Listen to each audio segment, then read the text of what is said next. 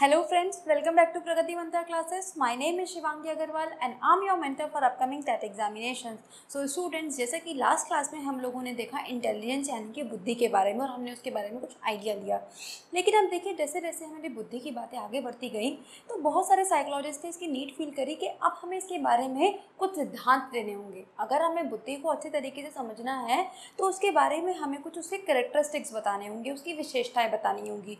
और जो विशेषताएं हमारे सामने आई वो आई हमारे पास थ्योरीज के रूप में यानी कि सिद्धांतों के रूप में।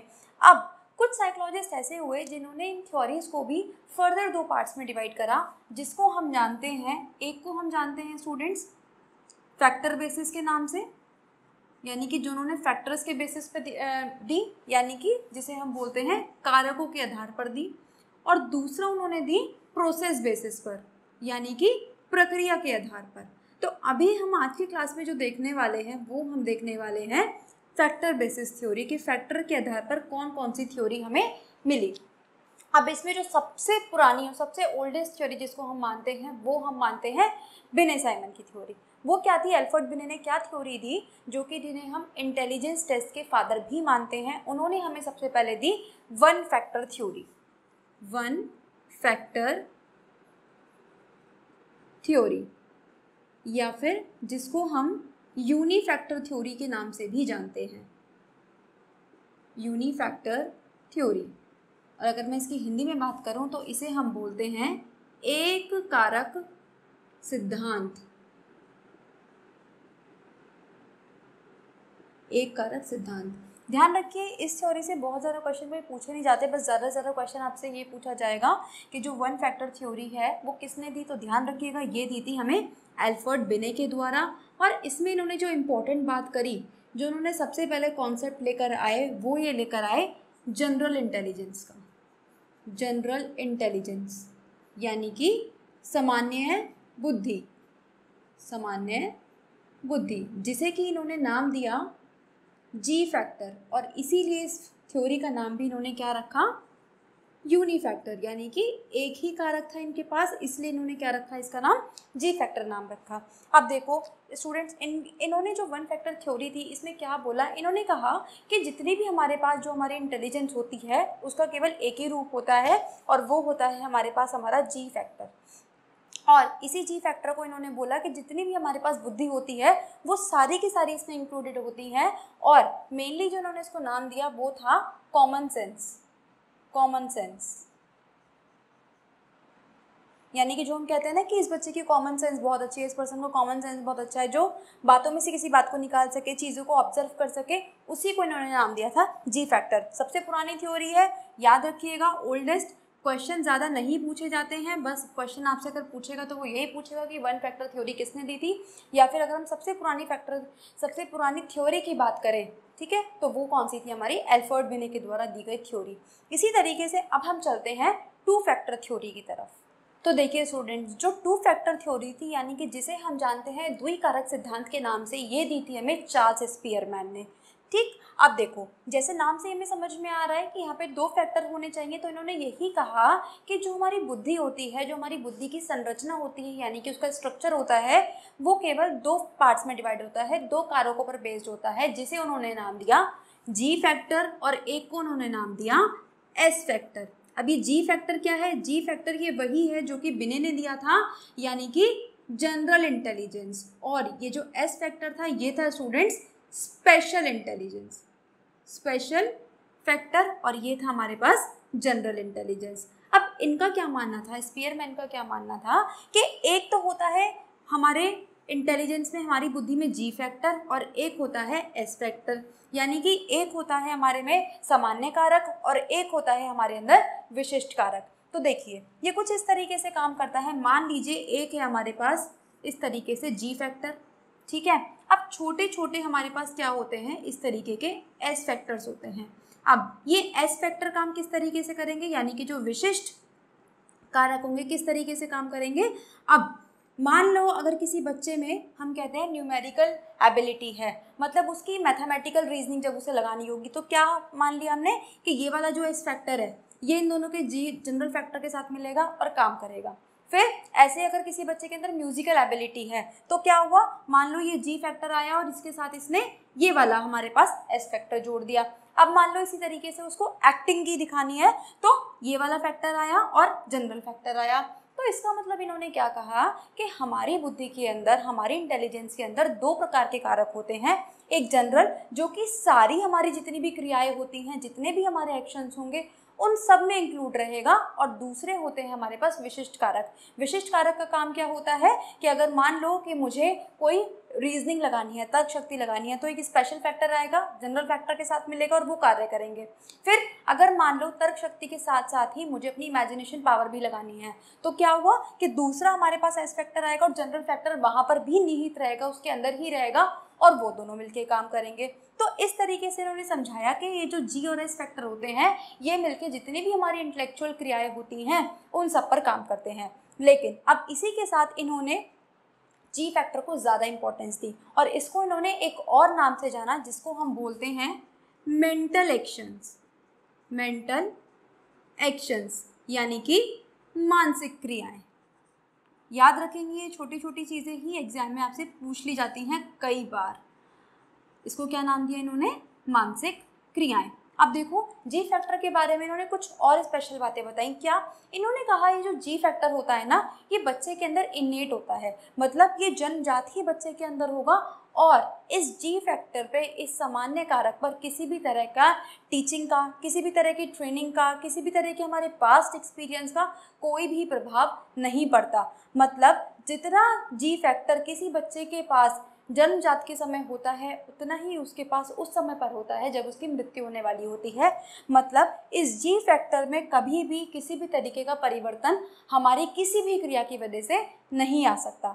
वहीं जब हमने एस फैक्टर के बारे में उन्होंने क्या कहा कि उन्होंने बोला कि जो एस फैक्टर होता है ये टाइम के साथ साथ चेंजेस होता रहता है। हो सकता है ये डेवलप हो जाए और हो सकता है कि इसमें कुछ गिरावट भी आए। अब ये किस बात पर डिपेंड करेगा, ये डिपेंड करेगा कि बच्चे ने स्टडी किस तरीके से करी है, मतलब जो बच्चे को टीचिंग मिली है वो किस तरीके की मिली है, बच्चे को ट्रेनिंग किस तरीके की मिली है, बच्चे के जो पास्ट एक्सपीरियंसेस रहे हैं वो किस तरीके के रहे हैं।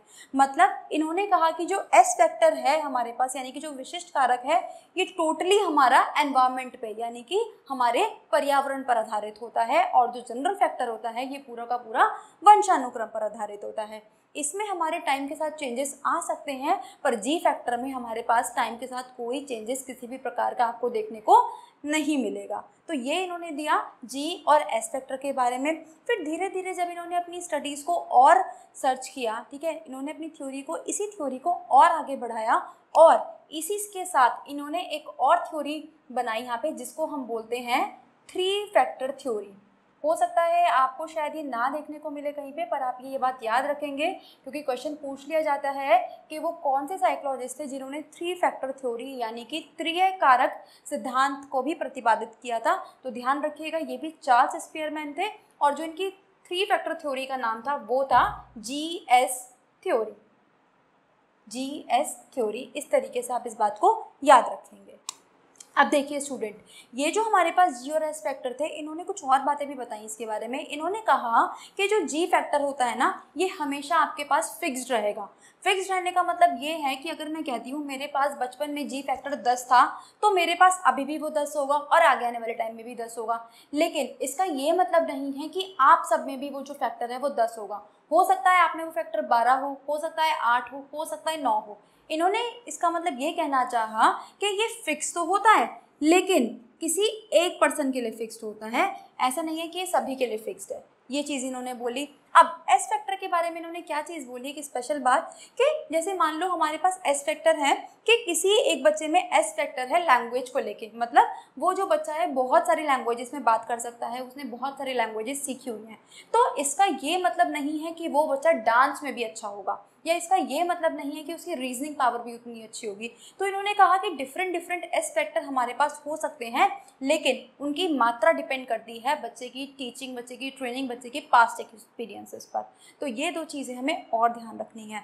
इसी तरीके से अब क्या था कि जैसे जैसे थ्योरी इन्होंने अपनी आगे बढ़ाई, 2 फैक्टर थ्योरी दी, 3 फैक्टर थ्योरी दी, लेकिन जब और साइकोलॉजिस्ट आके आए, उन्होंने और तरीके की थ्योरीज हमारे पास दी, तो उन्होंने देखा कि जो हमारे पास 2 फैक्टर थ्योरी थी ये भी आगे जाकर फेल हो गई, क्योंकि इन्होंने केवल 2 या 3 चीज़ों को ही अपने इस इंटेलिजेंस के जो हमारा थ्योरी दी इन्होंने इसमें इंक्लूड करा। बाकी सारे जो इतने सारे फैक्टर्स होने चाहिए हमारी बुद्धि के, वो ये इंक्लूड अपनी थ्योरी में नहीं कर पाए। तो इसके बाद अब हम देखेंगे कि किस तरीके से और थ्योरीज प्रतिपादित होती गई और जो हमारी पीछे की थ्योरीज थी वो उनका धीरे धीरे जो इंपॉर्टेंस थी वो कम होती चली गई।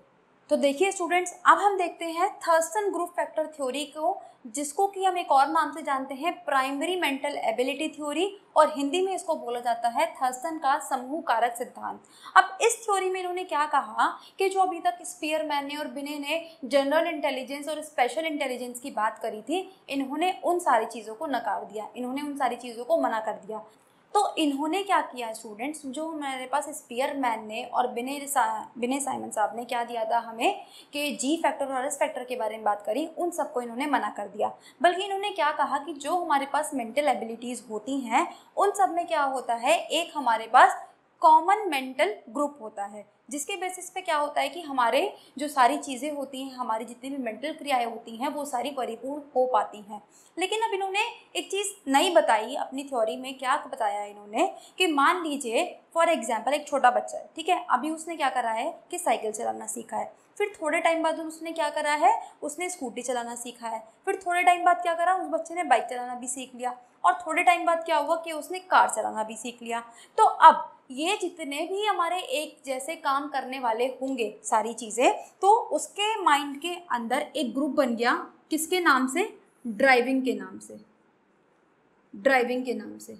अब इस ड्राइविंग के अंदर उसके पास वो सारी चीज़ें, वो सारी एक्टिविटीज़ स्टोर होंगी जो कि उसको साइकिल चलाने में भी हेल्प करेंगी, जो कि उसको स्कूटी चलाने में भी हेल्प करेंगी, बाइक में भी हेल्प करेंगी और कार में भी हेल्प करेंगी। फिर ये बन गया हमारे पास एक ब्लॉक। अब इसी तरीके से उस बच्चे के माइंड में एक और ब्लॉक बना, वो क्या बना, मान लीजिए वो बन गया रीजनिंग का, यानी कि तर्क शक्ति का। अब आप एक बात बताओ, जब हम रीजनिंग के क्वेश्चन सॉल्व करते हैं तो उसमें तो हमें मैथ्स के भी क्वेश्चन सॉल्व करने पड़ते हैं, उसमें हमें एक तरह से इंग्लिश के भी, यानी कि जो इंग्लिश के अल्फ़ाबेट्स आ जाते हैं उसमें भी हमें रीजनिंग लगानी पड़ती है, फिर हम पिक्चर्स वाले डायग्राम्स में भी रीजनिंग लगाते हैं। तो अब जितने भी रीजनिंग से रिलेटेड चीज़ें होंगी वो सब उसके इस ब्लॉक में आ जाएंगी। फिर इसी तरीके से मान लीजिए जो उसकी सारी डेली एक्टिविटीज़ हैं, जो हम लोग अपनी डेली एक्टिविटीज़ करते हैं, जैसे कि नहाना हो गया, ब्रश करना हो गया, ठीक है, अपने आप को रेडी करना हो गया, इस चीज़ के लिए मान लीजिए उसके पास एक और इसी तरीके का ब्लॉक बन गया। मान लीजिए इसको नाम दे देते हैं हम डेली एक्टिविटीज़। तो इसी तरीके से इन्होंने क्या कहा कि जो बच्चे का माइंड होता है या एक पर्सन का माइंड होता है उसमें इसी तरीके से अलग अलग टाइप के अलग अलग ब्लॉक्स बने हुए होते हैं। लेकिन इन ब्लॉक्स की खास बात होती है कि ये हमेशा एक दूसरे के साथ इसी तरीके से जुड़े हुए होते हैं। देखो इसको एक एग्जाम्पल से और समझते हैं। जैसे कि हम सबके घर में फ्रिज है।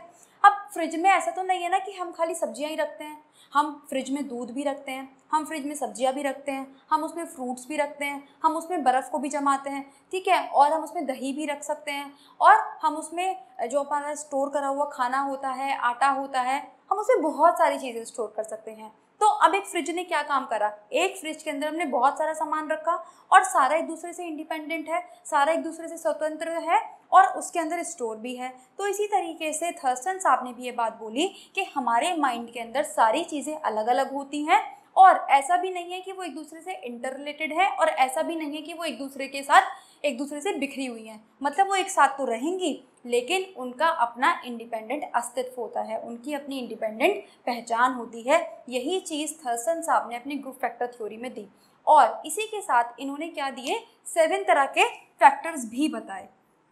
पहले क्या हुआ था कि इन्होंने 6 फैक्टर्स बताए थे, लेकिन जैसे जैसे इन्होंने अपनी स्टडी करते गए, जैसे जैसे रिसर्च करते गए, उसी तरीके से इनकी जो थ्योरी थी, इनका जो सिद्धांत था, उसमें चेंजेस आते गए और चेंजेस आने के बाद जो टोटल इन्होंने हमें फैक्टर बताए वो बताए इन्होंने हमें 7 फैक्टर। तो चलिए अब हम देखते हैं उन फैक्टर्स को। तो देखिए स्टूडेंट्स, ये 7 प्रकार की जो हमारे पास एबिलिटीज़ थी ये हमें बताई गई थर्स्टन के द्वारा, जिसमें से कि पहली उनके द्वारा बताई गई वर्बल एबिलिटी यानी कि शाब्दिक अर्थ क्षमता।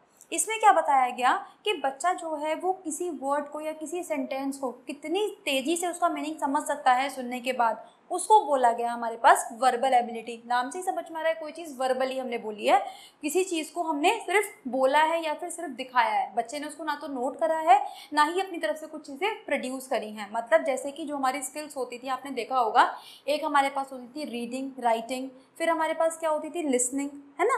तो उन्होंने क्या कहा कि यहाँ पे सिर्फ बच्चे की हम किस चीज़ की टेस्टिंग कर रहे हैं कि रीडिंग और उसकी जो लिसनिंग पावर है वो कितनी अच्छी है। इसके बाद आता है हमारे पास वर्ड फ्लुएंसी एबिलिटी यानी कि शब्द प्रवाह क्षमता। इसमें क्या बताया गया कि जो बच्चा है अगर उसे मान लो अब वर्ड्स बनाने सिखा दिए गए हैं, मान लीजिए हमने एक बड़ा सा वर्ड ले लिया, इस तरीके से, जैसे आपने देखा भी होगा बहुत सारे एग्जाम्स में क्वेश्चन पूछे जाते हैं, मान लो कि एक वर्ड दे दिया गया हमें अचीवमेंट, और अब बच्चे से बोला गया कि ये बताओ कि इस वर्ड को देखकर आपको और क्या क्या चीज़ें माइंड में आती हैं, मतलब आपको इसके सिनोनियम माइंड में आते हैं, एंटोनियम क्या माइंड में आ सकते हैं। तो ये सब चीज़ें किस में आई हमारे पास, वर्ड फ्लुएंसी एबिलिटी में। या फिर बच्चा किसी चीज़ की प्रोनाउंसिएशन कितने अच्छे तरीके से कर सकता है, अगर मान लो जब उसको रीडिंग करने के लिए बोला जा रहा है तो वो कितने अच्छे से रीडिंग कर सकता है, मतलब उतार चढ़ाव उसकी भाषा में किस तरीके से आ रहे हैं, कहाँ पर फुल स्टॉप है तो उसे कितना रुकना है, कॉमा है तो तब कितना रुकना है, सेमी कोलॉन है तो तब उसे कितना रखना है, ये सब चीज़ें हमारी आती हैं वर्ड फ्लुएंसी एबिलिटी में। इसके बाद आया हमारे पास न्यूमेरिकल एबिलिटी। नाम से ही समझ में आ रहा है कि ये हमारे मैथमेटिक्स से रिलेटेड है।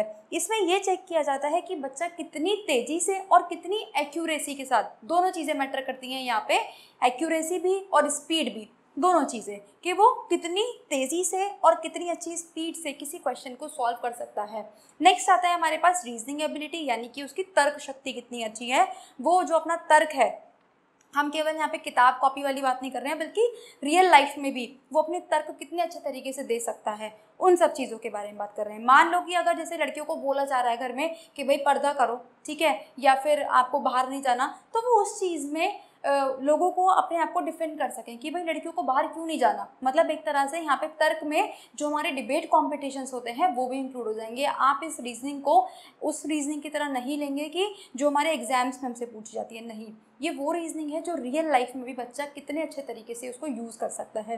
नेक्स्ट है हमारे पास मेमोरी एबिलिटी। नाम से ही समझ में आ रहा है कि यहाँ पे किससे बात हो पा रही है कि बच्चा कितने अच्छे चीज़ों को कितने अच्छे तरीके से किसी चीज़ को याद रख सकता है, उसकी बात। इसके बाद है हमारे पास परसेप्चुअल स्पीड एबिलिटी यानी कि जो होती है हमारे पास प्रत्यक्ष गति क्षमता। यानी कि इसमें क्या होगा कि मान लो बच्चा कोई मूवी देख कर आया, बच्चे ने कोई कार्टून देखा, अब बच्चा उस मूवी को कितने अच्छे तरीके से अपने घर में आकर रिपीट कर सकता है, वो बोला जाता है हमारी परसेप्चुअल एबिलिटी को। आपने देखा भी होगा बहुत सारे लोग ऐसे होते हैं कि एक ही बार कोई मूवी देख कर आएंगे और उसके डायलॉग्स, उसके सॉन्ग्स, उसके डांस स्टेप्स बहुत जल्दी याद हो जाते हैं। तो वो किसके द्वारा होता है, वो हमारे अंदर यही एबिलिटी होती है जो कि काम करती है। और लास्ट होती है हमारे पास स्पेशल एबिलिटी यानी कि दैशिक क्षमता। इसमें क्या होता है कि बच्चा कितने अच्छे तरीके से किसी चीज़ को इमेजिन कर पाता है, या फिर मैं कहूँ कि अगर हमने बच्चों को कोई चीज़ समझा दी तो वो उसके आगे फर्दर अपने तरीके से उन चीज़ों को कर सकता है। ज़रूरी नहीं है यहाँ पर कि बच्चे को जो चीज़ सिखाई जाए बच्चा उसी तरीके से उस चीज़ को आगे लेकर जाए।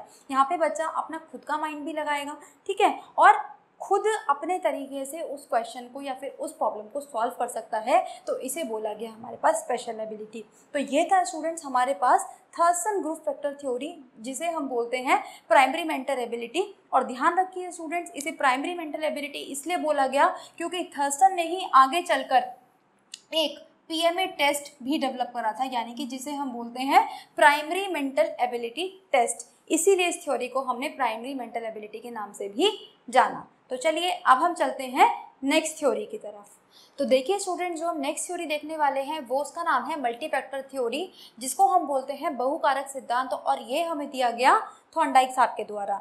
इस थ्योरी को हम कुछ और नामों से भी जानते हैं क्योंकि ये एग्जाम में क्वेश्चन पूछा गया है, तो याद रखिएगा, एनार्किक थ्योरी, ओलिगार्किक थ्योरी, क्वांटिटी या फिर अथोइस्टिक थ्योरी के नाम से भी इस थ्योरी को जाना जाता है। अब इस थ्योरी की खास बात क्या थी, इन्होंने भी चार्ल्स मैन, जो हमारे पास चार्ल्स स्पीयरमैन साहब थे और बिने साहब थे, जिन्होंने की जनरल इंटेलिजेंस और स्पेशल इंटेलिजेंस की बात करी, इन्होंने उस बात को मना कर दिया कि जनरल इंटेलिजेंस और स्पेशल इंटेलिजेंस जैसी कोई चीज़ नहीं होती, बल्कि इन्होंने क्या कहा कि जो हमारी बुद्धि होती है, ठीक है, वो छोटे छोटे कुछ विशिष्ट क्रियाओं का एक एग्रीगेट होती है। एग्रीगेट का मतलब क्या होता है कि अगर हम किसी भी चीज़ को इकट्ठा करके रख दें, तो इस तरीके से इन्होंने कहा कि छोटी छोटी हमारे पास मेंटल एबिलिटीज़ होती हैं, हमारे माइंड के अंदर, और उसका ये ग्रुप होती है क्या, हमारी इंटेलिजेंस। इन्होंने कहा कि जितने ज़्यादा इन छोटी छोटी क्रियाओं के बीच में कनेक्शंस बनेंगे उतनी ही अच्छी हमारी इंटेलिजेंस होंगी। मतलब इन्होंने कहा कि अगर मान लीजिए इस तरीके से हमारे पास बहुत सारे न्यूरल कनेक्शन बन रहे हैं हमारे माइंड में, तो जितने ज़्यादा न्यूरल कनेक्शन उतनी ज़्यादा हमारे पास इंटेलिजेंस भी होगी। ये बात इनके द्वारा बोली गई। अब देखो इन्होंने लेकिन क्या कहा कि ये जो हमारे पास छोटे छोटे फैक्टर्स होते हैं, छोटी छोटी क्रियाएं होती हैं, इनकी अपनी एक यूनिक एबिलिटी होती है। मतलब ये एक दूसरे से बिल्कुल स्वतंत्र होते हैं और एक दूसरे पर निर्भर नहीं होते और अपनी एक स्पेशल एबिलिटी रखते हैं, अपना एक स्पेशल फीचर रखते हैं। जैसे कि इन्होंने बहुत अच्छा एग्जाम्पल भी दिया था कि आप मान लीजिए कि जब मकान बनता है तो मकान छोटी छोटी ईंटों से बनता है। सारी जो ईंटें हैं वो एक साथ आती हैं और मकान को बनाती हैं, लेकिन सारे ईंटों का अपना योगदान होता है। इसी तरीके से ये सारी जो छोटी छोटी क्रियाएं होती हैं ये एक साथ आती हैं, इंटेलिजेंस बनाती हैं, लेकिन इन सारी छोटी छोटी क्रियाओं का अपना एक अलग योगदान होता है किसी भी इंसान की बुद्धि को बनाने के लिए। तो अब धीरे धीरे क्या हुआ कि जब इनकी थ्योरी डेवलप होती गई तो इन्होंने क्या किया है स्टूडेंट्स, इन्होंने कहा कि जो ये छोटे छोटे हमारे पास क्रियाएं होती हैं इन सभी में एक कॉमन एलिमेंट होता है, यानी कि जिसे हम बोलेंगे हिंदी में एक उभयनिष्ठ तत्व होता है। उभयनिष्ठ